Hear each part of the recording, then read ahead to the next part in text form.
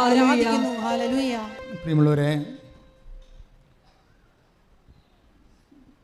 നമ്മൾ ദൈവവുമായി ഉടമ്പടി ചെയ്ത് കഴിഞ്ഞുള്ള ഓരോ നിമിഷവും നമുക്ക് ആവശ്യമായ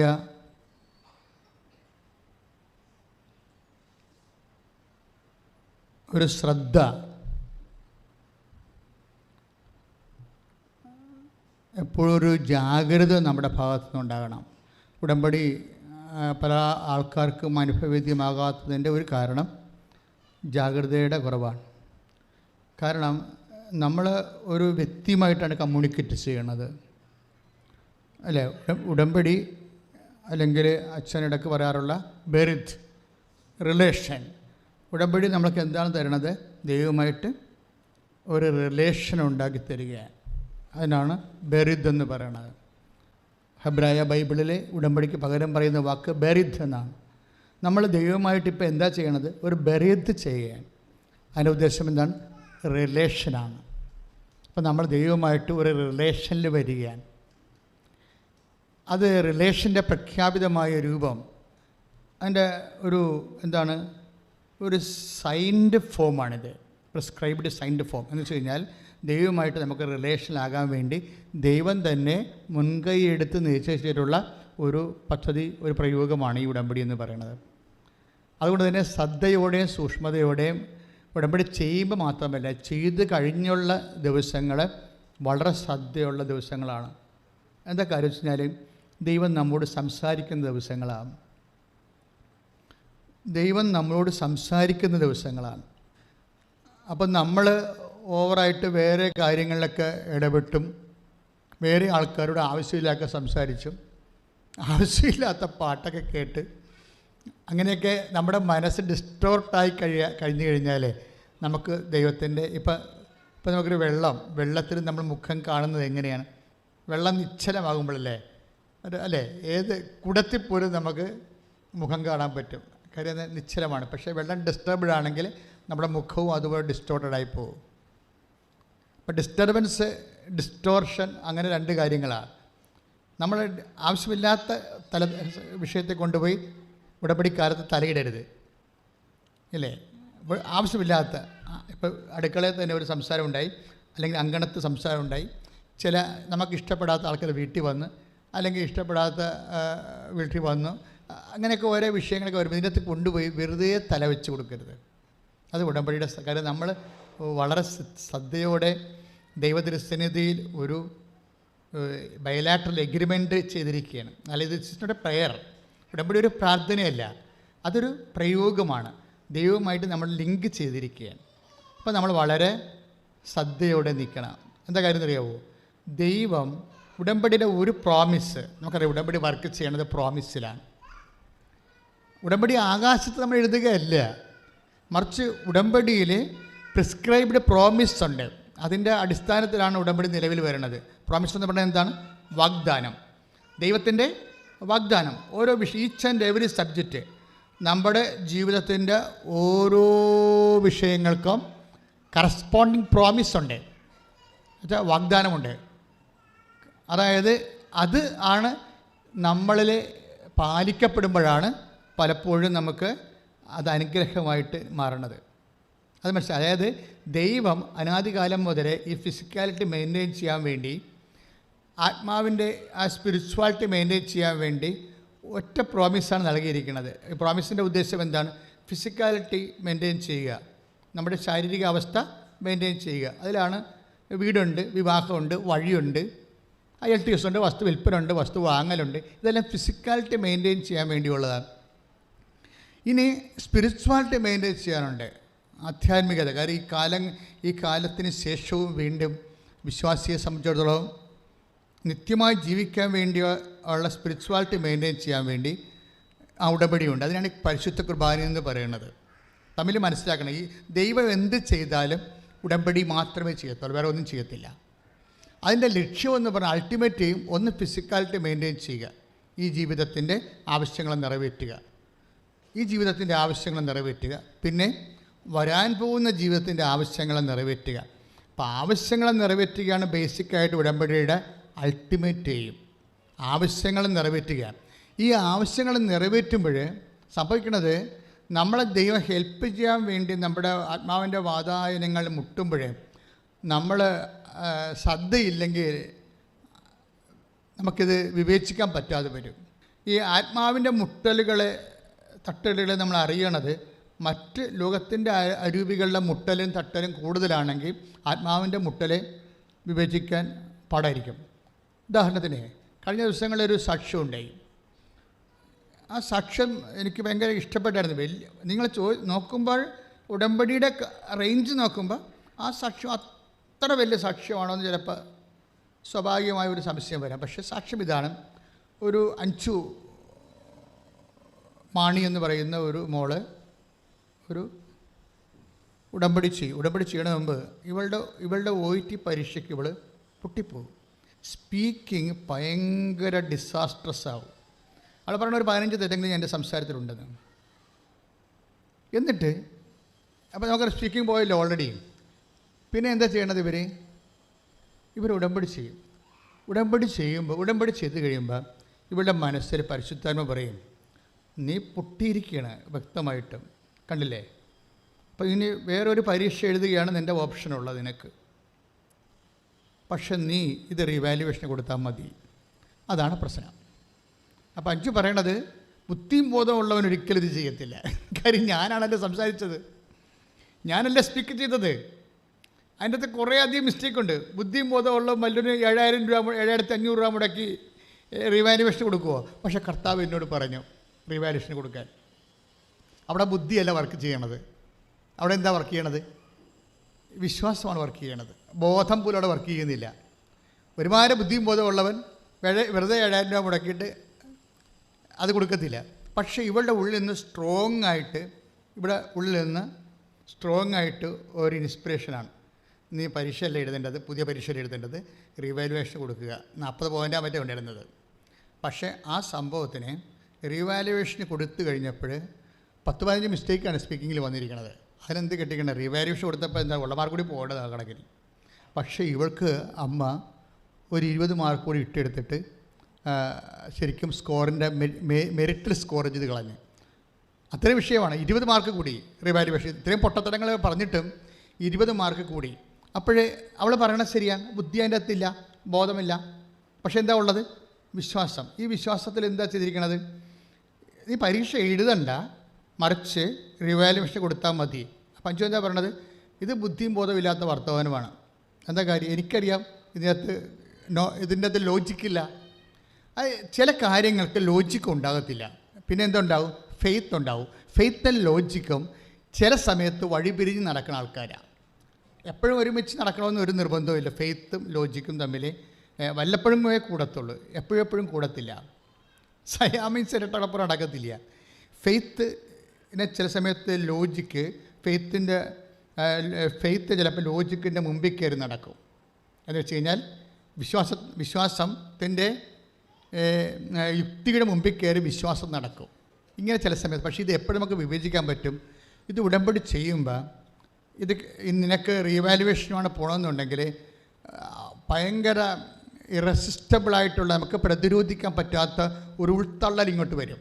ഈ ഉൾത്തള്ളൽ ദൈവത്തിൻ്റെ ഒരു സ്വരമാണ്. ഇത് ശ്രദ്ധിക്കണമെങ്കിൽ നമുക്ക് ജാഗ്രത വേണം. പല ആൾക്കാരെ സംബന്ധിച്ചിടത്തോളം ഉടമ്പടിയിൽ ദൈവം സംസാരിക്കുന്നുണ്ട്, പക്ഷെ അവർക്ക് ജാഗ്രത ഇല്ല. അതാണ് പ്രശ്നം. ഉടമ്പടിയുടെ മെയിനായിട്ട് വരുന്നത് ഞാൻ ഇപ്പോൾ മനസ്സിലാക്കിയ ഒരു സത്യം ജാഗ്രതയാണ്. ഒന്ന് പ്രാർത്ഥിച്ചേ. കർത്താവായ ദൈവമേ, ഉടമ്പടി എടുക്കുന്നതോടുകൂടി ഞാനും ദൈവവുമായി ഞാനും അങ്ങുമായി ഒരു വ്യക്തിപരമായ ബന്ധത്തിലേക്ക് എത്തിച്ചേരുന്ന ഈ ഉടമ്പടി കാലങ്ങളിലെ അങ്ങയുടെ മനസ്സിലുള്ളത് എനിക്ക് പകർന്നു തരുമ്പോൾ അത് ഗ്രഹിച്ചെടുക്കാനുള്ള ആത്മീയ ജാഗ്രതയാൽ എന്നെ അഭിഷേകം ചെയ്യണമേ. സ്തുതിക്കട്ടെ.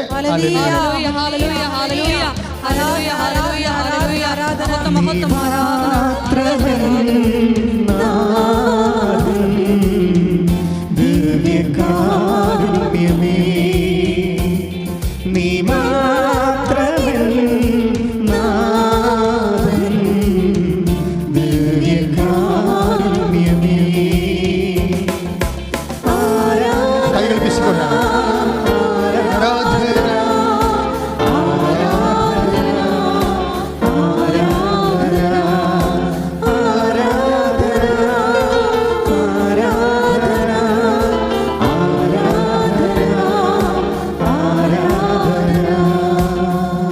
കൈകൾ നെഞ്ചത്ത് വെച്ച് ഓൺലൈനിൽ പ്രാർത്ഥിക്കുന്നവരും ഈ സമയത്ത് കൈകൾ നെഞ്ചത്ത് വെച്ചുകൊണ്ട് പ്രാർത്ഥിക്കുക. പരിശുദ്ധ പരമദിവ്യകാരുണ്യത്തിന് നേരവും ആരാധനയും സ്തുതിയും പ്രാർത്ഥിക്കുക. ഓ ഈശോയെ ആരാധ്യനേ, ഓ ഈശോയെ ആരാധ്യനേ, ഞങ്ങൾക്ക് വേണ്ടി ക്രൂശിക്കപ്പെട്ടവനെ, ഞങ്ങൾക്ക് വേണ്ടി ക്രൂശിക്കപ്പെട്ടവനെ, ഞങ്ങൾക്ക് വേണ്ടി തിരുവിലാവിൽ മുറിവേറ്റവനെ, ഞങ്ങൾക്ക് വേണ്ടി തിരുവിലാവിൽ മുറിവേറ്റവനെ, ഞങ്ങൾക്ക് വേണ്ടി മുൾക്കിരീടം ചൂടിയവനെ, ഞങ്ങൾക്ക് വേണ്ടി മുൾക്കിരീടം ചൂടിയവനെ, ആ മുൾക്കിരീടത്തിൽ നിന്നൊഴുകുന്ന ആ മുൾക്കിരീടത്തിൽ നിന്നൊഴുകുന്ന വിശുദ്ധ രക്തത്താൽ, വിശുദ്ധ രക്തത്താൽ എന്റെ ആത്മാവിനെയും എന്റെ ആത്മാവിനെയും അന്തരംഗങ്ങളെയും അഭിഷേകം ചെയ്യണമേ കർത്താവേ.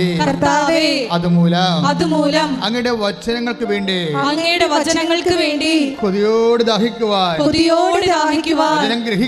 വചനം ഗ്രഹിക്കുവാൻ ഞങ്ങൾക്ക് അഭിഷേകം നൽകണമേ. ഹല്ലേലൂയ, ഹല്ലേലൂയ, ഹല്ലേലൂയ. ഈശോയെ, ഞങ്ങളുടെ കർണപടങ്ങളെ ആന്തരിക ഹൃദയത്തെ അഭിഷേകം ചെയ്യണമേ. Hallelujah, hallelujah. നീ മാത്രമേ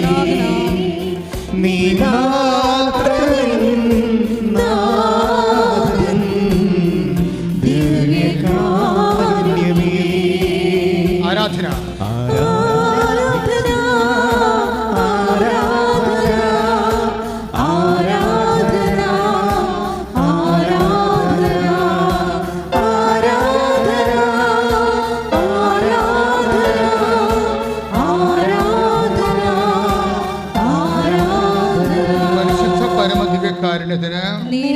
ആരാധനയും സ്തുതിയും പുകഴ്ചയും ഉണ്ടായിരിക്കട്ടെ. പരമദിവ്യകാരുണ്യത്തിന് നേരവും ആരാധനയും സ്തുതിയും പുകഴ്ചയും ഉണ്ടായിരിക്കട്ടെ. അപ്പൊ അഞ്ചു കേട്ട ഈ സ്വരം എവിടുന്ന് കിട്ടിയതാ, എവിടുന്ന് വന്നതാണ്? രണ്ട് ചോദ്യങ്ങൾ ഇപ്പോൾ വരുന്നുണ്ട്. എന്താണ് അഞ്ചു കേട്ട ഈ സ്വരം? നീ റിവാലുവേഷന് കൊടുക്കുക, പരീക്ഷ വീണ്ടും എഴുതുന്നതിനേക്കാളുപരി അഞ്ചു കേട്ട ഈ സ്വരം എവിടുന്ന് വന്നതാ? അതാണ് ഒരു ചോദ്യം. എങ്ങനെ വന്നതാണ്? രണ്ടാമത്തെ ചോദ്യം, എന്തുകൊണ്ട് വന്നതാണ്? ഇത് ഉടമ്പടി ചെയ്യുന്നവർ അറിയണം. കാര്യം ഇതൊരു ഓഫറിങ്ങിൻ്റെ ഭാഗമാണ് ഈ സ്വരം. ഇത് ദൈവത്തിൻ്റെ ഒരു ആദ്യകാലം മുതലേ ഉള്ള ഒരു വാഗ്ദാനത്തിൻ്റെ ഭാഗമാണ്. എന്താണ്? നിനക്ക് കൺഫ്യൂഷൻ ഉണ്ടാകുമ്പോൾ, ദൈവം നിനക്ക് കൺഫ്യൂഷൻ ഉണ്ടാകുമ്പോൾ ചില ആൾക്കാർ പറയും, അച്ഛാ ഒരു കൺഫ്യൂഷൻ ഉണ്ടെന്ന് പറയും. എന്താ? വിഷയം എടുക്കുന്നതിൽ കൺഫ്യൂഷൻ, ഗ്രൂപ്പ് എടുക്കുന്നതിൽ കൺഫ്യൂഷൻ. ഇപ്പോൾ ഗ്രൂപ്പ് സെലക്ഷൻ്റെ സമയമല്ലേ, അപ്പോൾ ഏത് ഗ്രൂപ്പാണ് എടുക്കേണ്ടതിനെക്കുറിച്ച് ചിലർ പറഞ്ഞ് മാത്സ് എടുക്കണം, ചിലർ പറഞ്ഞ് കൊമേഴ്സ് എടുത്താൽ മതി, ഇപ്പോൾ BCom MBA അങ്ങനെ പോകാൻ നിനക്ക്. അങ്ങനെ ഓരോരുത്തരും ഓരോ കാര്യം, ഓരോ കൂട്ടുകാരൊക്കെ ഓരോരോ വിഷയം പറയുമ്പോൾ നമ്മൾക്ക് എന്താ സംഭവിക്കുന്നത്? കൺഫ്യൂഷനാണ് ഉണ്ടാക്കുന്നത്. അപ്പോൾ കൺഫ്യൂഷൻ സ്വാഭാവികമായിട്ട് മനുഷ്യനെ ഉണ്ടാകുന്നതാണ്. ചിലപ്പോൾ ഒരു വിഷയം വരും, അപ്പോൾ കല്യാണം നടത്തണം, ആദ്യം കല്യാണം നടത്തണം, അതാ വീട് വെക്കണം, അതാ മകന് വിസയ്ക്ക് പൈസ കൊടുക്കണം, കൺഫ്യൂഷൻ. അപ്പോഴും മനുഷ്യൻ്റെ ജീവിതത്തിൽ കൺഫ്യൂഷൻ എന്നുള്ളത് പ്രീസപ്പോസ് ചെയ്തുകൊണ്ടാണ് ബൈബിൾ എഴുതിയിരിക്കുന്നത്. അപ്പോൾ അത് മനസ്സിലായില്ലേ? കൺഫ്യൂഷൻ എന്നുള്ളത് എന്ന് വെച്ച് കഴിഞ്ഞാൽ ഒരു തീരുമാനം എടുക്കാൻ പറ്റാത്ത അവസ്ഥ. സാധാരണ മനുഷ്യന്മാരുടെ ജീവിതത്തിൽ ഒരു കാര്യം ഒരേ വെയിറ്റേജുള്ള 3 കാര്യങ്ങൾ ഒരുമിച്ച് വരുമ്പോൾ പ്രയോറിറ്റി അറിയാൻ പറ്റാത്ത അവസ്ഥ. ഒരേ വെയിറ്റേജുള്ള 3 കാര്യങ്ങൾ. ഇപ്പോൾ ഇന്ന് പെന്തക്കോസ്ത ദിവസം പരിശുദ്ധാത്മാവിനെ എന്തിനാണ് ദൈവം അലോട്ട് ചെയ്തിരിക്കുന്നത്? ഒന്നാമത് കൺഫ്യൂഷൻ മാറ്റാൻ വേണ്ടിയാണ്. പല പരിശുദ്ധാത്മാവിൻ്റെ പല ജോലികളുണ്ട്, അതിലൊന്ന് കൺഫ്യൂഷൻ മാറ്റുകയാണ്. എന്താ കാര്യം? ഇപ്പം അതാണ് ബൈബിൾ പറയണത്, നീ വലത്തോട്ടോ ഇടത്തോട്ടോ തിരിയുമ്പോൾ. എന്താ വെച്ചാൽ കാര്യം അങ്ങോട്ടും ഇങ്ങോട്ടും ചിന്തിക്കത്തില്ല മനുഷ്യൻ. നീ വലത്തോട്ടോ ഇടത്തോട്ടോ തിരിയുമ്പോൾ എന്താണ് വചനം? നിങ്ങൾ തന്നെ പറഞ്ഞു. എന്താ വചനം? ഐസയ 30:21. എന്താ വചനം? നീ എന്നിട്ട് ഏറ്റു പറഞ്ഞ, നീ വലത്തോട്ടോ ഇടത്തോട്ടോ തിരിയുമ്പോൾ, പിന്നിൽ നിന്ന് ഒരു സ്വരം കേൾക്കും. അപ്പോൾ നിങ്ങൾ ഓർക്കും ഇത് ഐസയാൻ്റെ കാലത്ത് നടക്കണ കാര്യമല്ല, ഇതൊരു പ്രസന്റ് കാര്യമാണ്. ഈ വചനത്തിന് ഉള്ളൊരു പ്രശ്നം എന്താണെന്നറിയാവോ? വചനം ഒരു എവർ പ്രസൻറ്റിലാണ് ഇത് പ്ലേസ് ചെയ്തിരിക്കുന്നത്. The placement of word of God is in ever presence. Ever presence എന്ന് പറഞ്ഞാൽ ഹിസ്റ്റോറിക്കൽ പ്രസൻസിലാണ് അത് വർക്ക് ചെയ്യണത്. അതിന് പാസ്റ്റില്ല വചനത്തിന്. എന്നുവെച്ചാൽ ഭൂതം എന്ന് പറഞ്ഞൊരു ഡയമെൻഷനില്ല. പിന്നെന്താണ്? ചരിത്ര പുസ്തകങ്ങൾക്കെല്ലാം മനുഷ്യൻ്റെ വചനങ്ങൾക്കെല്ലാം ഭൂതമുണ്ട്, ഭാവിയുണ്ട്, പിന്നെ എന്താണ്? വർത്തമാനമുണ്ട്. ഈ ദൈവവചനത്തിൻ്റെ ഒരു ഡയമെൻഷൻ എന്ന് പറയുന്നത് ഇത് എവർ പ്രസൻറ്റിലാണ് നിൽക്കുന്നത്. ഈശോ എന്താ പറഞ്ഞത്? ആകാശം മാറിപ്പോകും. പറഞ്ഞേ, ആകാശം മാറിപ്പോകും, ഭൂമിയും കടന്നുപോകും. ഞാൻ നിങ്ങളോട് പറഞ്ഞ വചനങ്ങൾക്ക് മാറ്റമില്ല. മാറ്റമില്ല. എന്താ കാര്യം? അത് എവർ പ്രസന്റിലാണ്. ആകാശം എന്ന് പറഞ്ഞാൽ എന്താണ്? ടൈം. ആകാശം മീൻസ് ആകാശത്തല്ലേ സൂര്യൻ നിൽക്കണത്. സൂര്യനെ ചുറ്റിട്ടല്ലേ ഗ്രഹങ്ങളൊക്കെ എല്ലാം കറങ്ങുകയും സ്വയം കറങ്ങുകയും ഒക്കെ ചെയ്യണത്. ഇങ്ങനെ time after all it is A metaphysical subject അല്ലേ. ടൈം എന്ന് പറയുന്നത് ഒരു ഫിസിക്സിൻ്റെ സബ്ജക്റ്റ് അല്ല. ടൈം ഊർജ്ജം ഒരു ഫിസിക്സിൻ്റെ സബ്ജക്റ്റാണ്. പക്ഷേ ടൈം ഒരു ഫിസിക്സിൻ്റെ സബ്ജക്റ്റ് അല്ല, അത് മെറ്റാഫിസിക്സിൻ്റെ സബ്ജക്റ്റാണ്. അതിന് അരിസ്റ്റോട്ടലാണ് പറയുന്നത് കറക്റ്റായിട്ട് കാര്യങ്ങൾ. എന്താണ് time? It's the measurement of movements. ഒരു മൂവ്മെൻറ്റ്സിൻ്റെ ഏകകമായിട്ടാണ് ഈ സമയം വെച്ചാൽ ഈ പ്രപഞ്ചത്തിൽ നടന്നുകൊണ്ടിരിക്കുന്ന ചലനത്തിൻ്റെ ഏകകമായിട്ടാണ് സമയം വരുന്നത്. അപ്പോൾ ഈശോ എന്താ പറഞ്ഞത്? ഈ പ്രപഞ്ചത്തിൻ്റെ ചലനമെന്ന് പറയുന്നത് ആകാശമെന്ന് പറഞ്ഞ ആ ടോട്ടാലിറ്റിയിൽ ഈ പ്രപഞ്ചത്തിൽ നടക്കുന്ന ചലനം ആകാശം കടന്നു പോകുന്ന പറയണത്. കടന്നു പോകും. കാലം ഇങ്ങനെ മാറി മാറി വരത്തില്ലേ, ഓരോരോ കാലം മാറത്തില്ലേ ഇല്ലേ. വർഷകാലത്തിലേക്ക് നമ്മൾ പ്രവേശിക്കുകയാണ്, കാലം മാറുകയാണ്. അപ്പോഴിങ്ങനെ ഈശോ പറഞ്ഞ ആകാശം മാറും, കാലം മാറും, പിന്നെന്താണ്, ഭൂമിയും കടന്നു പോകും, സമയം സ്ഥലമൊക്കെ മാറും, സ്ഥലം മാറും. ഇപ്പോൾ കർത്താവിൻ്റെ കാലത്ത് ഈ കലവൂരില്ല. എറാസ്തനസിൻ്റെ പഴയ ഭൂപടങ്ങൾ നോക്കിയാൽ ആലപ്പുഴ ഇല്ല അതിൻ്റെ അകത്ത്. കൊല്ലം മുതൽ മയ്യഴി വരെയുള്ള സ്ഥലങ്ങൾ വീതിയിൽ കരയില്ല. എറാസ്തനസിൻ്റെ കപ്പലോട്ടങ്ങൾ നടക്കുന്ന തൃപ്പൂണിത്തുറയിലാണ് കരയുള്ളത്. അതങ്ങനെ കോട്ടയം വഴി കുമരകം വഴിയാണ് പോണത് കടലേ. കോട്ടയം വഴിയാണ് കർത്താവിൻ്റെ കാലത്ത് 2000 കൊല്ലം മുമ്പ് ഇല്ല. അപ്പോൾ ഭൂമി മാറി. ആ 2000 കൊല്ലത്തിന് ശേഷമാണ് ഈ ഭൂമി വെച്ചിരിക്കണേ. അപ്പോഴേ എന്താ സംഭവിച്ചു കഴിഞ്ഞാൽ ഭൂമിയും മാറുന്നതാണ്. ഇനി ചിലപ്പോൾ കടലെടുത്തുകൊണ്ട് പോയെന്ന് വരും തിരിച്ച്. ഉപഗ്രഹത്തിൻ്റെയൊക്കെ ചിത്രങ്ങൾ ഈ പ്രദേശത്തുള്ളത് നമ്മൾ പരിശോധിക്കുമ്പോൾ കടൽ കരയേക്കാൾ പൊങ്ങി നിന്നിട്ട് ഈ കരഭൂമികളെല്ലാം ഇങ്ങനെ തുണ്ട് തുണ്ടായിട്ട് എന്തോ പന്ത് ഇങ്ങനെ വെള്ളത്തിൽ പൊങ്ങി കിടക്കണ പോലെ തോന്നുന്നുണ്ട്. കടൽ ചെറുതായിട്ടൊന്ന് 1 മീറ്റർ 2 മീറ്റർ പൊങ്ങുകയാണെങ്കിൽ ആലപ്പുഴ കാര്യത്തൊരു തീരുമാനമാവും. കൊച്ചി അപ്പളേ പോകും, ആദ്യമേ പോകും. ഭൂമികൾ പോകാൻ സാധ്യതയുണ്ടെന്ന് ഈശോ പറഞ്ഞിട്ടുണ്ട്. അത് കാര്യം എന്ന് വെച്ചാൽ ഭൂമികൾ പോകും, ആകാശം പോകും, സമയം എന്ന് വെച്ചാൽ ഈശോ എന്താ ഉദ്ദേശിച്ചത്? കാലം ദേശവും 2 കാര്യങ്ങളിലാണ് സംഭവങ്ങൾ നടക്കുന്നത്. എന്ത് സംഭവങ്ങൾ നടന്നാലും കാലത്തിൽ നടക്കും, ദേശത്തിൽ നടക്കും. ഈ ദേശം പോകും, പിന്നെന്താണ്, കാലവും പോകും. ഇപ്പം എന്ത് പറ്റും? ഞാൻ നിങ്ങളോട് പറഞ്ഞ വചനങ്ങൾക്ക് മാറ്റം ഉണ്ടാകത്തില്ല. വചനങ്ങളെന്ന് പറയുമ്പോൾ കാലദേശബന്ധിയായിട്ടല്ല നിൽക്കണത്. കാര്യം എന്താണ്? ആദിയിൽ വചനമുണ്ടായിരുന്നു. ഇപ്പം ലൂക്കാൻ്റെ സുവിശേഷം ആകാശം കടന്നു പോകും, ആകാശം കടന്നു പോകും, ആകാശം മാറും, ആകാശം മാറും, ഭൂമിയും മാറും, ഭൂമിയും മാറും. ഞാൻ നിങ്ങളോട് പറഞ്ഞ വചനങ്ങൾക്ക്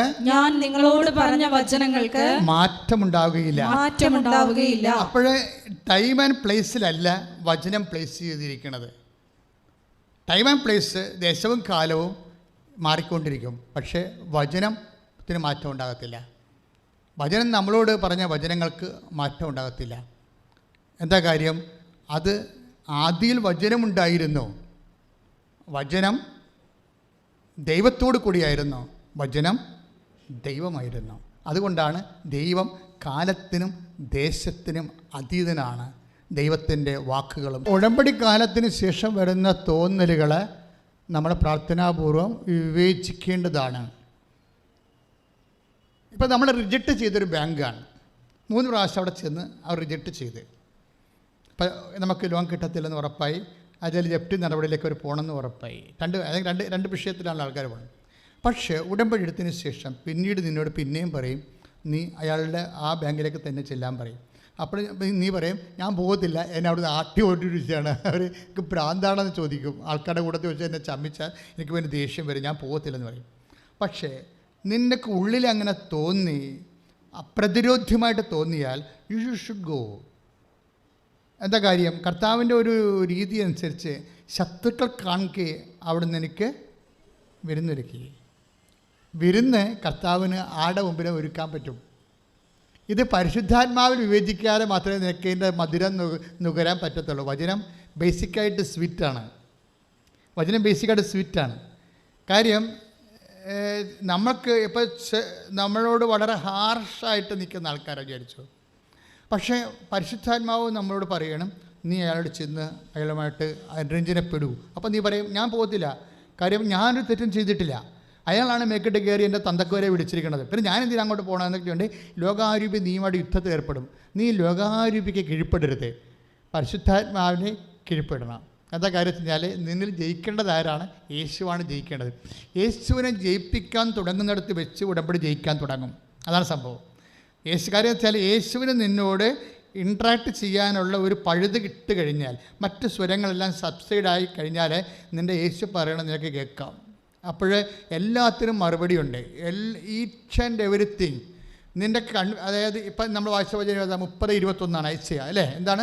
നീ വലത്തോട്ടോ ഇടത്തോട്ടോ തിരിയുമ്പോൾ പറഞ്ഞേ, നീ വലത്തോട്ടോ ഇടത്തോട്ടോ തിരിയുമ്പോൾ പിന്നിൽ നിന്നൊരു സ്വരം കേൾക്കും, പിന്നിൽ നിന്ന് ഒരു സ്വരം കേൾക്കും, ഇതാണ് വഴി, ഇതാണ് വഴി, ഇതിലേ പോകുക, ഇതിലേ പോകുക. അപ്പൊ എല്ലാം നീ നടക്കേണ്ട അത് തന്നെയല്ലേ? ആ വചനം തന്നെയല്ലേ സങ്കീർത്തനം 32:8 എന്താ പറയണത്? നീ നടക്കേണ്ട വഴി പറഞ്ഞേ, നീ നടക്കേണ്ട വഴി നിന്റെ മുഖത്ത് നോക്കിക്കൊണ്ട്, നിന്റെ മുഖത്ത് നോക്കിക്കൊണ്ട് ഞാൻ നിന്നെ ഉപദേശിക്കും, ഞാൻ നിന്നെ ഉപദേശിക്കും. അപ്പോൾ വഴി പോകേണ്ട വഴി. ഇപ്പം നിനക്ക് ഒരു ചെറിയ പറയും, അച്ഛാ ഒരു എത്തും പിടിയും കിട്ടണില്ല എന്ന് പറയും. ഒരു എത്തിയും പിടിയും കിട്ടില്ല. കടങ്ങൾ ഓർക്കുമ്പോൾ ഒരു എത്തിയും പിടിയും കിട്ടണില്ല. പിന്നെ ഈ രോഗം തന്നെ പലരും പറയും. ചിലർ ആയുർവേദത്തിൽ പോകാൻ പറയും, ചിലർ പറയും ആയുർവേദത്തിൽ പോയിട്ട് പിന്നെ കുറേ സമയമൊക്കെ എടുക്കുമായിരിക്കും എന്ന് പറയും. ചിലർ പറയും ഇംഗ്ലീഷിൽ പോകുക, ഓപ്പറേഷൻ, ചിലപ്പോൾ ഓപ്പറേഷൻ അല്ലേ ഉള്ളൂ, അതൊക്കെ ഇപ്പോൾ എല്ലാവരും ഓപ്പറേഷൻ അല്ലേ ചെയ്യണമെന്നൊക്കെ പറഞ്ഞ് നമ്മളിങ്ങനെ ആൾക്കാർ പറഞ്ഞ് കൺഫ്യൂഷൻ ആയിക്കളയും. ഓരോരോ വിഷയത്തിലും കൺഫ്യൂഷൻ, എല്ലാ വിഷയത്തിലും കൺഫ്യൂഷനല്ല. കാര്യം ഇപ്പം ആൾക്കാർക്കെല്ലാം ഭയങ്കര അറിവായത് കാരണം ഈ അറിവ് ഉള്ള ആൾക്കാരെല്ലാം കൂടി അറിവും ചുമന്നുകൊണ്ട് ആവശ്യക്കാരൻ്റെ പെടലിൽ കൊണ്ടുവന്ന് ഡംപ് ചെയ്യുകയാണ് അറിവുകളെല്ലാം. അതോട് ഇപ്പം കൺഫ്യൂഷനായി പോകും. മനസ്സിലായ? നമ്മൾ ചില സ്ഥലത്തൊക്കെ ചെല്ലുമ്പോൾ വേസ്റ്റ് കൂന കാണത്തില്ലേ? അതുപോലെയാണ് ഒരു വിഷയം ഉണ്ടായ ആൾക്കാർക്ക് അഭിപ്രായത്തിൻ്റെ വേസ്റ്റ് കൂനകൾ നമുക്ക് ചുറ്റും കൂടും. ചിലർ പറയാൻ നിങ്ങൾ സ്വിറ്റ്സർലൻഡിൽ നിങ്ങൾ ആദ്യം ആസ്ട്രേലിയയിൽ പോകും, അവിടുന്ന് ന്യൂസിലൻഡിലേക്ക് പോകാൻ പറയും. ചിലർ പറയാം അത് അവിടെ IELTS എഴുതാൻ പോകാനുള്ള വഴിയുണ്ടെന്ന് പറയും. അപ്പോൾ ഇങ്ങനെ ഓരോരോ കാര്യത്തിൽ പറയുമ്പോൾ നമ്മൾ കറങ്ങി നടക്കും 6 മാസം. ഉടമ്പടി എടുക്കുമ്പോൾ നീ ശ്രദ്ധ വേണമെന്നാണ് ഇപ്പോൾ അതിൻ്റെ അർത്ഥം. ഉടമ്പടി എടുക്കുമ്പോൾ ഓരോരോ അഭിപ്രായം കേട്ട് കറങ്ങരുത്, മറിച്ച് കർത്താവിൽ നിന്നെക്കുറിച്ചൊരു അഭിപ്രായം ഉണ്ടാവും. എന്താണ്? ഇതാണ് വഴി, ഇതിലേ പോകാൻ പറയും. പിന്നിൽ നിന്ന് കേൾക്കുന്ന സ്വരത്തിൻ്റെ പ്രത്യേകത എന്താ? അത് നന്മയുടെ സ്വരമായിരിക്കും, കാരുണ്യത്തിൻ്റെ സ്വരമായിരിക്കും. അത് മെരിറ്റിലല്ല പിന്നിലുള്ള വഴി വർക്ക് ചെയ്യണത്. പിന്നിലുള്ള വഴി ഉപദേശിക്കപ്പെടുമ്പോൾ അതിന് മെരിറ്റ് ഉണ്ടാകത്തില്ല ഒരിക്കലും. അവൾ പറഞ്ഞു കേട്ടില്ലേ, ബുദ്ധിയും ബോധമുള്ളവരും വല്ലവരും. അഞ്ചു എന്താ പറഞ്ഞത്? ബുദ്ധിയും ബോധമുള്ളവർ വല്ലവരും തോറ്റ പരീക്ഷയ്ക്ക് റീവാലുവേഷൻ കൊടുക്കുമോ? പക്ഷേ കർത്താവ് എന്നോട് കൊടുക്കാൻ പറഞ്ഞു. എന്താ പറയുക? പിന്നിലുള്ള സ്വരമാണത്. പിന്നിലുള്ള സ്വരത്തിൻ്റെ പ്രത്യേകത എന്താണ്? അതിന് മെരിറ്റ് ഉണ്ടാകത്തില്ല, ലോജിക്ക് ആയിരിക്കത്തില്ല. അത് എന്താ കാര്യം? പിന്നിലുള്ള സ്വരം ആദ്യം കേട്ടത് ദാവീദാണ്. ദാവീദ് എന്താ പറഞ്ഞത്? ജീവിതകാലം മുഴുവൻ നന്മയും കാരുണ്യവും എന്നെ അനുഗമിക്കും. മനസ്സിലായില്ലേ? ജീവിതകാലം മുഴുവൻ നന്മയും കാരുണ്യവും. പിന്നിൽ നിന്ന് വരണത് കാരുണ്യത്തിൻ്റെ സ്വരമായിരിക്കും. കാരുണ്യം വർക്ക് ചെയ്യേണ്ടത് മെരിറ്റിലല്ലോ.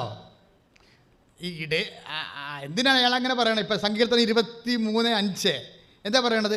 ജീവിതകാലം മുഴുവൻ പറഞ്ഞേ, ജീവിതകാലം മുഴുവൻ നന്മയും കാരുണ്യവും എന്നെ അനുഗമിക്കുമെന്നാണ്. അപ്പോൾ പുറകിലാണ് നിൽക്കണത്. അപ്പോൾ നമുക്ക് അനുഗമിക്കുമെന്ന് പറയുന്നത്, പിന്തുടരുമെന്ന് പറയുന്നത് എന്തായാലും X or Y പുറകിലാണ്. പിന്നിൽ നിന്നാണ് ഈ സ്വരം വരണത്. പിന്നിൽ നിന്ന് വരുന്ന സ്വരം എന്ന് പറഞ്ഞാൽ എന്താണ്? പിന്നിൽ നിന്ന് വരുന്ന ജീവിതകാലം മുഴുവൻ നന്മയും കാരുണ്യവും എന്നെ പിന്തുടരുമെന്ന് പറയുന്നത് നന്മയുടെ സ്വരമാണ്, കാരുണ്യത്തിൻ്റെ സ്വരമാണ്. കാരുണ്യത്തിൻ്റെ സ്വരമാണെന്ന് പറയുമ്പോൾ എൻ്റെ അർത്ഥം എന്താണെന്ന് അറിയാമോ? മെരിറ്റ് അവിടെ വെച്ച് പോവുകയാണ്. നിൻ്റെ മെരിറ്റിലല്ല അത് വർക്ക് ചെയ്യണത്, യോഗ്യതയാലല്ല. കാരുണ്യം വരുന്ന യോഗ്യതയാലല്ലോ, യോഗ്യതയല്ല. കാര്യം ബൈബിൾ എപ്പോഴും വർക്കൗട്ട് ചെയ്യണത് നന്നായിട്ട് വർക്ക്. ഇപ്പോൾ ചന്ദ്രനെ എപ്പോഴും കാണാൻ പറ്റണത് എപ്പോഴാണ്? ചന്ദ്രനെ എപ്പോഴും കാണാൻ പറ്റണത് എപ്പോഴാണ്? സൂര്യൻ അസ്തമിക്കുമ്പോഴല്ലേ? ഇല്ലേ? അതാണ് സംഭവം. ചന്ദ്രൻ അവിടെ ഇല്ലാഞ്ഞിട്ടൊന്നും അല്ലല്ലോ. സൂര്യൻ അസ്തമിക്കുമ്പോൾ ഈ കക്ഷിയെ കാണാൻ പറ്റുന്ന പരുവത്തിലാകുകയാണ്. അപ്പം മെരിറ്റ് പോകുമ്പോഴാണ്, അതായത് ആ കാഴ്ചയുടെ മെരിറ്റ് എന്ന് പറയണത് വെയിൽ കുറയുക, സൂര്യൻ അസ്തമിക്കുമ്പോൾ ഇരുട്ട് വരുമ്പോൾ ചന്ദ്രനെ കാണാൻ പറ്റും. ഇതുപോലെ ദൈവത്തിൻ്റെ ഇടപെടൽ നമുക്ക് വരണത് മെരിറ്റ് പോകുമ്പോൾ നിങ്ങൾ ശ്രദ്ധിക്കുക. പിന്നെ ഗ്രേസിൻ്റെ കാലമായെന്ന് പിടിയാവോ? ബൈബിൾ വർക്ക് ചെയ്യണ 2 ഫോർമാറ്റിലാണ്. പക്ഷേ അത് ബൈബിള് എംഫസിസ് ചെയ്യണത് ഗ്രേസിലാണ്. അതുകൊണ്ടാണ് ഉടമ്പടിയിൽ not by merit but by grace എന്ന് പറഞ്ഞത്. എല്ലാ ധ്യാനത്തിലും ഞാനത് പറയും. അതിൻ്റെ കാര്യം ഇതിലാണിത് വർക്ക് ചെയ്യണത്. Ephesians 2:8 വർക്ക് ചെയ്യണത്. എന്താണ്? നോട്ട് ബൈ മെരിറ്റ്, നിങ്ങളുടെ യോഗ്യതയാലല്ല, ദൈവത്തിൻ്റെ കൃപ കൊണ്ടെന്ന്. അപ്പോൾ നിങ്ങൾ എന്ത് ഭക്ഷിക്കും, എന്ത് പാനം ചെയ്യും, എന്ത് ധരിക്കും എന്നൊക്കെ പറഞ്ഞ് അതെല്ലാം മെരിറ്റിൻ്റെ പ്രശ്നമാണ്. മറിച്ച് നിങ്ങളിതിനെ ഈ മെരിറ്റിൻ്റെ വിഷയങ്ങളെ ഗ്രേസിൻ്റെ വിഷയങ്ങളായിട്ട് ലോകൃതത്തിൽ കൺവേർഷൻ ചെയ്യണ പോലെയാണ്. അതായത് ഇതിനകത്ത് മെരിറ്റിൻ്റെ വിഷയങ്ങളെ ഗ്രേസിൻ്റെ വിഷയമായിട്ട് നമ്മൾ ഉടമ്പടിയിൽ കൺവേർട്ട് ചെയ്യണം.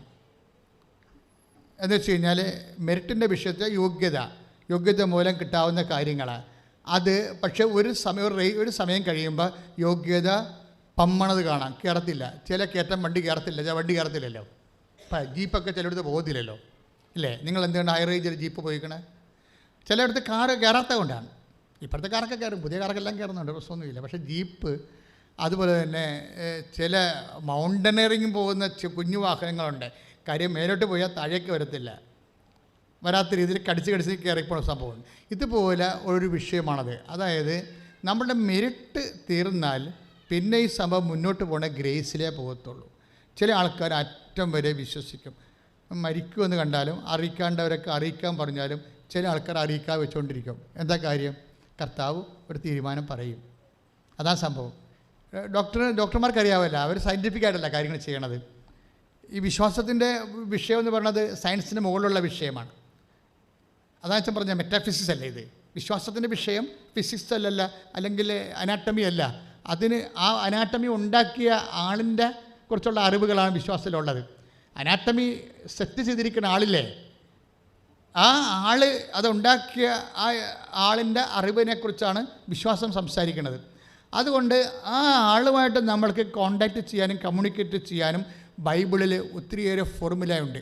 അതിലൊന്നാണ് ഉടമ്പടിയിലുള്ള formula. Not by merit but by grace.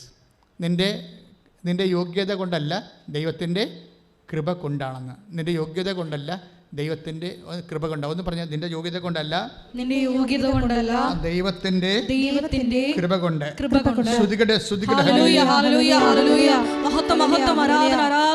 ഈശോയെ, ഞങ്ങളുടെ യോഗ്യതകളെക്കാൾ അപ്പുറത്ത് കർത്താവിന്റെ കൃപ ഞങ്ങളുടെ എല്ലാ ജീവിത വിഷയങ്ങളുടെ മേലും ഉണ്ടാകണമേ എന്ന് പ്രാർത്ഥിക്കുന്നു. ഞങ്ങൾ ഓരോരുത്തരെയും അമ്മയുടെ പ്രത്യക്ഷീകരണത്തിന്റെ സാക്ഷികളായി ഉയർത്തണമേ എന്ന് പ്രാർത്ഥിക്കുന്നു.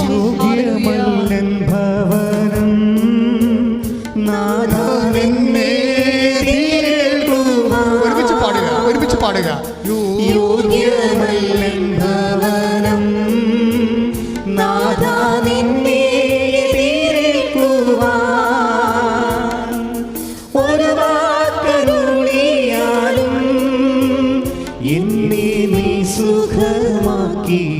ഒരു വാക്കരുളിയാലും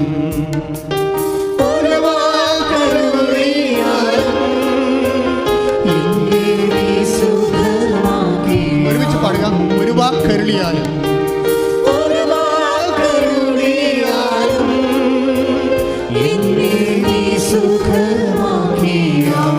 യോഗ്യമല്ല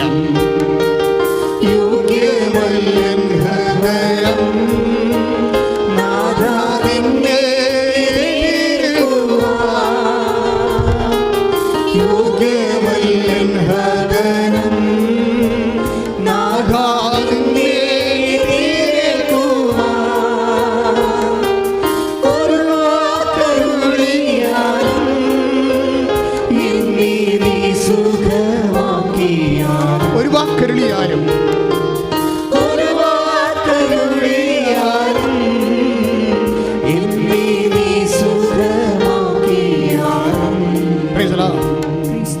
നമ്മൾ പറയണത് എന്താ വെച്ച് കഴിഞ്ഞാൽ, ചില സമയത്ത് ഈ അനാട്ടമി സൃഷ്ടിച്ച ആൾ, അല്ലെങ്കിൽ നമ്മുടെ മെൻ്റൽ സ്ട്രക്ചർ, വികാരമണ്ഡലങ്ങളെല്ലാം നിർമ്മിച്ച ആൾ, ആ ആൾ അതിൻ്റെ ഒരു നോഹവും ജ്ഞാനസൂത്രങ്ങൾ, അത് കേടുപാടുകൾ എങ്ങനെ പോക്കണം, അതിനൊരു കേടുപാടുകൾ വന്നാൽ, ആ നിർമ്മിച്ച വസ്തുവിൻ്റെ കേടുപാടുകൾ വന്നാൽ എങ്ങനെ പോക്കണം എന്നതിനെക്കുറിച്ച് സാധാരണ ഫിസിക്കൽ സയൻസിൽ ഇല്ലാത്ത കുറേ ഫോർമുല കർത്താവിൻ്റെ വചനത്തിലുണ്ട്.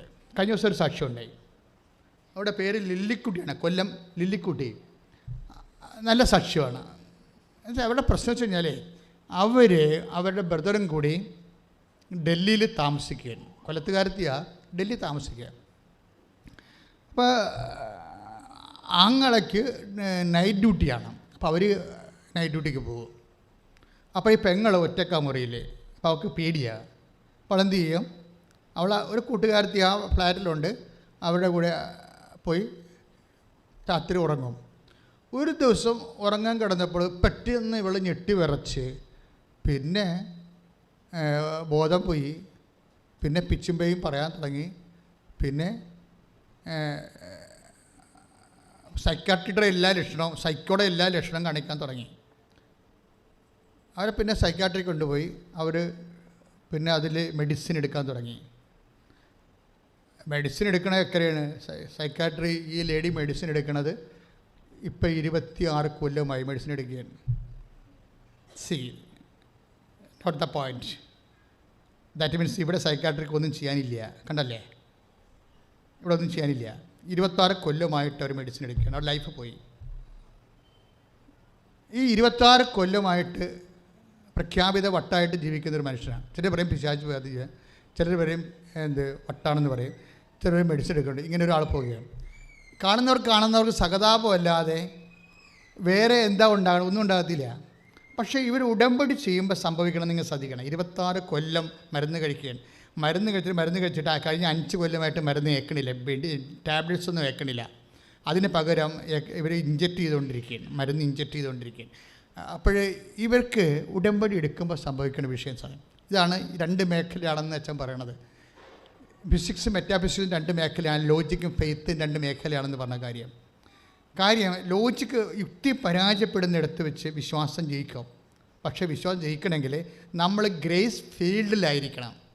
വെറുതെ വിശ്വാസം ജയിക്കത്തില്ല. We must be in the field of grace.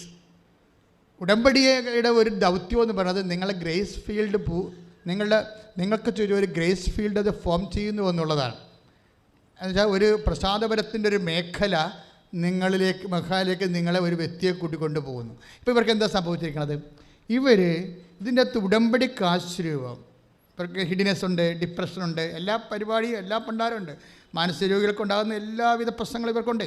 ഉറക്കമില്ല, ഭക്ഷണം കഴിക്കുമ്പോൾ ബോഡി ചേർക്കുന്നു, പിന്നെ ഹിഡിനെസ്, ആരോടധികം കോണ്ടാക്റ്റ് ഇല്ല, ഇൻട്രോവർട്ട്, പലതരത്തിലുള്ള മാനസിക വൈകല്യങ്ങളാണ്. പക്ഷേ ഉടമ്പടിക്ക് ആശ്രയം എടുത്തിട്ട് പിറ്റേ ദിവസം ഉടമ്പടിക്ക് ആശ്രയം എടുത്തിട്ട് ഇവർ കൊന്തയില്ല. അവർക്കങ്ങനെ തോന്നി. അത് തോന്നൽ തോന്നൽ തന്നെ കണ്ടാ.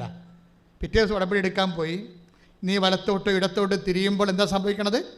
പിന്നിൽ നിന്നൊരു സ്വരം കേൾക്കും. ഒരു സ്വരം ഇവർ കേൾക്കുകയാണ്. എന്താണ്? ഇതാണ് വഴി, ഇതിലേ പോവുക. ഇവരെന്താ സ്വരം കേട്ടത്? ഇവർ ഓർത്തത് ആ ഉടമ്പടിക്ക് ആശ്രയം എടുത്ത് കൊന്തയിലിട്ടിട്ട് കഴുത്തിലിടുക. സിമ്പിളായിട്ടൊക്കെ ഒരു സ്വരം, ഒരു തോന്നലാണത്. ആ ഉടമ്പടിക്ക് ആശ്രയം എടുത്തിട്ട് അത് കൊന്തയിലിട്ടിട്ട് കഴുത്തിലിടുക. ഇവർ കഴുത്തിലിട്ടതായിട്ട് അവർക്ക് ഓർമ്മയുണ്ട്. പിന്നെ സംഭവിക്കണത് കഴുത്തിലിട്ടതും പെട്ടെന്ന് തല്ലി ഒരു പവർ ഇവരിൽ നിന്ന് ഇറങ്ങിപ്പോകും. അതോടുകൂടി ഇവർ ഓക്കെ ആവും. പെട്ടെന്ന് സംഭവം. അവർ സാക്ഷ്യം കേൾക്കാൻ നമുക്ക് കഴിഞ്ഞ ആഴ്ചയിട്ടുണ്ട്, സാക്ഷിയിട്ടുണ്ട് അല്ലേ? കണ്ടില്ലേ നിങ്ങൾ? അതായത് ഉടമ്പടിക്ക് ആശ്രയം ശരീരത്തിൽ തൊട്ടതും പെട്ടെന്നൊരു ശക്തി എന്നെ പറിച്ചോണ്ടെന്ന രീതിയിൽ എന്നിൽ നിന്ന് ഇറങ്ങിപ്പോയെന്ന്. 26 കൊല്ലത്തിന് ശേഷം ആ സ്ത്രീ സൗഖ്യപ്പെടി വിടുതൽ പ്രാപിക്കുകയും ശ്രദ്ധിക്കട്ടെ. ഹല്ലേലൂയ, ഹല്ലേലൂയ, ഹല്ലേലൂയ, ഹല്ലേലൂയ, ഹല്ലേലൂയ. മഹത്വം, മഹത്വം, ആരാധന, ആരാധന. ഹല്ലേലൂയ, ഹല്ലേലൂയ. ഈശോയെ ഉടമ്പടിയിലെ അർച്ചവസ്തുക്കൾ വിശ്വാസപൂർവ്വം ഉപയോഗിക്കുന്നതിലൂടെ ഞങ്ങളെയും നിന്റെ സാക്ഷികളായി ഉയർത്തണമേ. ഹല്ലേലൂയ. ഹൃദയത്തിൻ നാഥനായി സ്നേഹത്തിലൊന്നായി നിന്നിൽ ലയിച്ചിടട്ടെ. ഈശോ നീ വന്നാലുവൻ ഹൃദയത്തിൻ നാഥനായി സ്നേഹത്തിലൊന്നായി നിന്നിൽ ലയിച്ചിടട്ടെ. പരിശുദ്ധ പരമദിവ്യകാരുണ്യത്തിന് നേരവും ആരാധനയും സ്തുതിയും പുകഴ്ചയും ഉണ്ടായിരിക്കട്ടെ. പരിശുദ്ധ പരമദിവ്യകാരുണ്യത്തിന് നേരവും ആരാധനയും സ്തുതിയും പുകഴ്ചയും ഉണ്ടായിരിക്കട്ടെ. പരിശുദ്ധ പരമദിവ്യകാരുണ്യത്തിന് നേരവും ആരാധനയും സ്തുതിയും പുകഴ്ചയും ഉണ്ടായിരിക്കട്ടെ. അപ്പോൾ ഒരു പോസ്റ്റ് ഉടമ്പടി പീരീഡിനെ കുറിച്ചാണ് ഞാൻ സംസാരിക്കണത് അല്ലേ? പോസ്റ്റ് ഉടമ്പടി പീരീഡുകൾ, കവനന്റ് പീരീഡ്. ഉടമ്പടി എടുത്തതിന് ശേഷം ഉണ്ടാകുന്ന മനോമണ്ഡലങ്ങളിൽ തെളിയുന്ന ഓരോ അണ്ഡങ്ങളെക്കുറിച്ച് നിങ്ങൾക്ക് സൂക്ഷ്മതയുള്ളവരായിരിക്കണം. കാര്യം നിൻ്റെ രക്ഷയുടെ മാർഗമാണ്. അത് നിൻ്റെ മെരിറ്റിലല്ല വർക്ക് ചെയ്യണത്, ഗ്രേസിലാണ്. പിന്നിലുള്ള സ്വരമാണ് 23:5. നമ്മൾ 30:21 ഐസയ 30:21 നീ ഇടത്തോട്ടോ വലത്തോട്ടോ തിരിയുമ്പോൾ നിനക്ക് കൺഫ്യൂഷൻ ഉണ്ടാകുമ്പോൾ നീ ചെന്ന് പെട്ടിരിക്കുന്നു എന്ന് തോന്നുമ്പോഴേ കർത്താവിൻ്റെ സ്വരം കേൾക്കും. എന്താണ്? ഇതാണ് വഴി, ഇതിലേ പോവുക. അങ്ങനെ പോയി കഴിയുമ്പോൾ ഉണ്ടാകുന്ന സംഭവം എന്താണ്? ആ പിന്നിൽ നിന്ന് വരുന്ന സ്വരം എന്താണെന്നാണ് പറയണത്? ജീവിതകാലം മുഴുവൻ നന്മയും കാരുണ്യവും നിൻ്റെ പിന്നാലെ വരും. മനസ്സിലായില്ലേ? ആ വചനം അതല്ലേ? പിന്നിൽ നിന്ന് വരണത് എന്താണ്? പിന്നിൽ നിന്ന് വരണത് എന്താണ്? നന്മയും കാരുണ്യമാണ്. ഇടയന്മാരുടെ പട്ടികളെക്കുറിച്ചാണ് ഈ പറയണത്. ഇടയന്മാർക്ക് 2 വേട്ടനായ്ക്കളുണ്ടാവുമല്ലോ. ഇടയന്മാർ മുമ്പേ പോകുമ്പോൾ ആടുകൾ പുറകെ നിൽക്കുന്നു. ആടുകൾക്ക് പുറകിൽ 2 വേട്ടനായ്ക്കളുണ്ടാവും. ഈ വേട്ടനായ്ക്കളെക്കുറിച്ചാണ് സങ്കീർത്തകൻ പറയുന്നത്. വേട്ടനായ്ക്കളെന്ന് പറയുമ്പോൾ നമ്മൾ സാധാരണ ട്രെയിൻഡ് ഡോഗ്സാണ് അവരെ പുലി, കടുവ, അങ്ങനെ ചെന്നായി ഇതുപോലെയുള്ള ആടിനെ ആക്രമിക്കാൻ വരുന്ന സാധനങ്ങളെ ട്രേസ് ഔട്ട് ചെയ്യാൻ വേണ്ടിയാണ് വേട്ടനായ്ക്കളുള്ളത്. വേട്ടനായ്ക്കളുടെ പ്രത്യേകത, ഇവർ പിന്നിൽ നിന്നാണ് നിൽക്കുന്നത്. നടക്കുമ്പോൾ അപകടമില്ലാത്ത കാലത്ത് ഇവർ പിന്നിൽ നിൽക്കും. ഇടയിൽ മുമ്പേ നടക്കും ആടുകൾ, അതിൻ്റെ പുറകെ 2 വേട്ടനായ്ക്കൾ. അതാണ് ബൈബിളിൽ നന്മയും കാരുണ്യവും എന്ന് പറയുന്നത്. ഒരു വേട്ടനായ്ക്ക് നന്മയെന്നാണ് ദാവീദ് പേരിട്ടിരിക്കുന്നത്. അടുത്ത വേട്ടനായ്ക്ക് കാരുണ്യമെന്നാണ് വിളിക്കുന്നത്.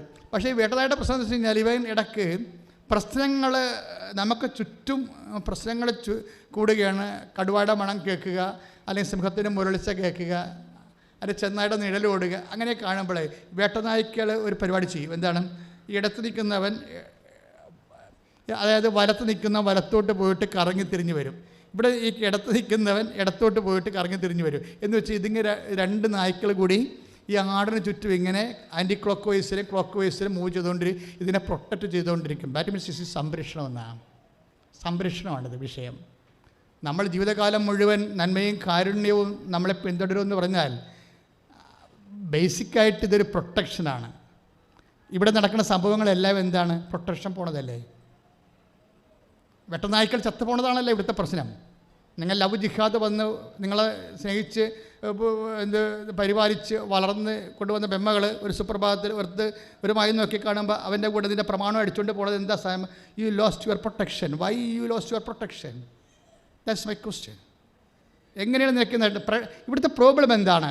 ഞങ്ങൾ നിങ്ങളോട് കുടുംബ പ്രാർത്ഥന വേണം, കുഞ്ഞുങ്ങളെ കാറ്റഗിസം പഠിപ്പിക്കണം, മാതാപിതാക്കന്മാർ ദുർമാതൃകയല്ലാതെ നല്ല ജീവിത മാതൃക കൊടുക്കണമെന്ന് പറയുമ്പോഴേ ഞങ്ങൾ എന്താ നിങ്ങളോട് പറയണത്? അങ്ങനെ നിങ്ങൾ കാണിക്കുന്നത് കൊണ്ടല്ല ആനക്കാര്യമാണെന്നല്ലേ പറയണത്. നിങ്ങൾ ഒരു സംരക്ഷണം മതിൽ തീർക്കുകയാണ്. നിങ്ങൾക്ക് മക്കൾക്ക് ചുറ്റും സംരക്ഷണം മതിൽ തീർക്കുകയാണ്. കാര്യം ഈ വെട്ടനായ്ക്കളെന്ന് പറയുന്ന നന്മയും കാരുണ്യവും എന്ന് പറയണത് ഈ ആടുകൾക്ക് ചുറ്റും ഇടയിനെയും കവർ ചെയ്തുകൊണ്ട് ഇടത്തും വലത്തും ക്ലോക്ക് ബേസിലും ആൻറ്റി ക്ലോക്ക് ബേസിലും ഇങ്ങനെ കറങ്ങി സംരക്ഷിക്കുന്ന സംഭവമാണ്. അതായത് നിൻ്റെ സ്ഥാവര ജംഗം വസ്തുക്കൾക്കും നിൻ്റെ ആധ്യാത്മിക മേഖലകൾക്കും ദൈവം അനാദികാലം മുതലേ ദൈവം നിശ്ചയിച്ചിരിക്കുന്നത് സംരക്ഷണമാണ്. You must be protected at any cost. എന്ത് വില കൊടുത്തുകൊണ്ടും എൻ്റെ ജനം സംരക്ഷിക്കപ്പെടണം എന്നുള്ള ദൈവപിതാവിൻ്റെ മനസ്സിൻ്റെ അവസാനത്തെ വാക്കാണ് യേശു ക്രിസ്തു. കൈയിടിച്ച് ഉടമ്പടി പ്രാർത്ഥന വന്നതിന് ഞങ്ങൾ എല്ലാവരെയും സംരക്ഷണാലയത്തിൽ പൊതിഞ്ഞ് സംരക്ഷിക്കുന്നതിനെ ഓർത്ത് ഞങ്ങൾ നന്ദി പറയുന്നു. Hallelujah, hallelujah. മിശിഹായേ നിൻ വഴി ഞാനണയാം ഇനിമേൽ. മിശിഹായേ നിൻ വഴി ഞാനണയാം ഇനിമേൽ. കരുണാമയനേ നിറയൂ എൻ കരളിൽ. കരുണാമയനേ നിറയൂ എൻ കരളിൽ. ആരാധന ആരാധന ആരാധന ആരാധന ആരാധന ആരാധന ആരാധന ആരാധന. ശ്രുതികട്ടെ. ഹല്ലേലൂയ. ഹല്ലേലൂയ, ഹല്ലേലൂയ, ഹല്ലേലൂയ.